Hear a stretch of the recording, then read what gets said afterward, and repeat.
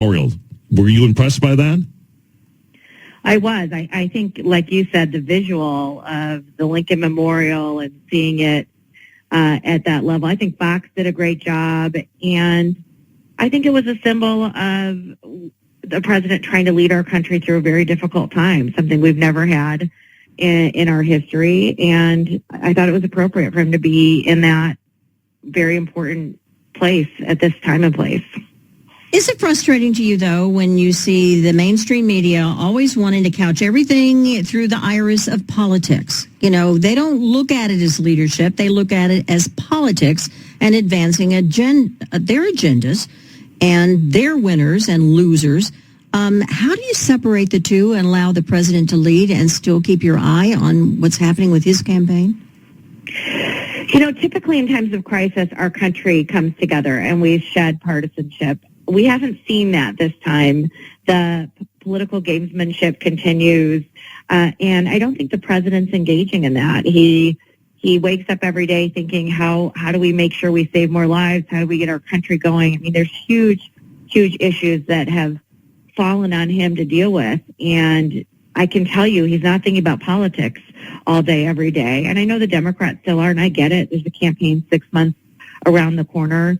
But it would be nice if we just focused on how do we solve this crisis and root for everybody instead of attack like we're seeing against this president. Ron, as you know, the Senate is back in Washington, D.C., trying to go about doing their business. Nancy Pelosi not allowing the House to return. She's criticizing the president for not spending enough time on the crisis after he's done away with the briefings that we were getting on a daily basis. Yet she's about as far away from Washington, D.C. she can be.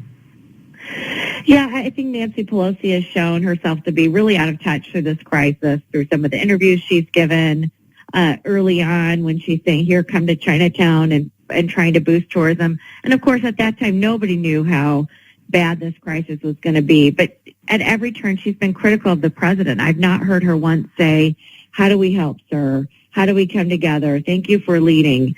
You know, he's there every day. He's never left, working with Republican and Democrat governors.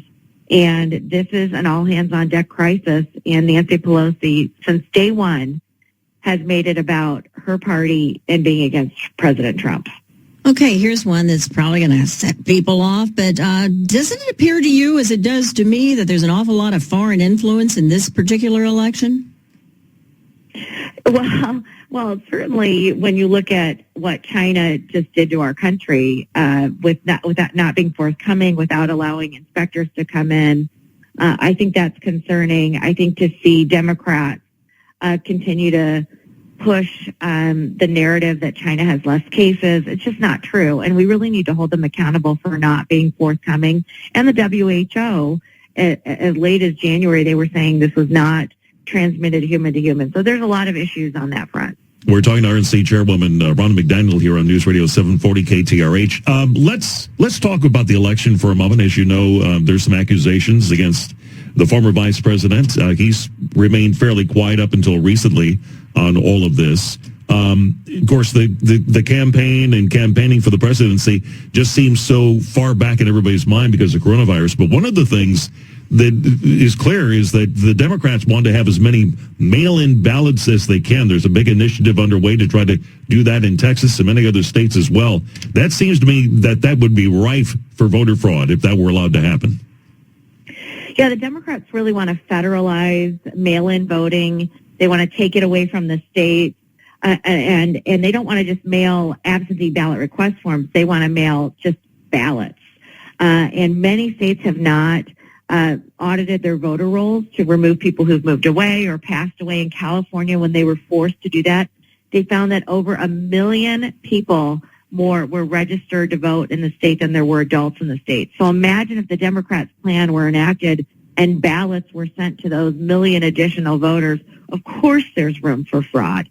We should be concerned. And so Republicans, we want people to vote safely, but we do not want to derail election integrity. We need to have faith in our electoral process. It can be done at the local level, however. The states have safeguards in place, and the states have done this. And so I think the governors should be taking charge of this issue. You can still get absentee ballots. Our military men and women need to be able to vote from overseas, but this should not be something where we're taking elections to the federal government. What are we, 6 months out from an election? Do you really think they're going to be able to upend the entire election system in that short period of time? This is the party, remember, that couldn't count votes in Iowa. True enough. Ronna, thanks for joining us today. It was a pleasure to talk to you. Hope to get a chance to talk again. Thank you for your time. Yep, appreciate it. Thanks for having me. You bet. RNC Chairwoman Ronna McDaniel joining us here on News Radio 740 KTRH.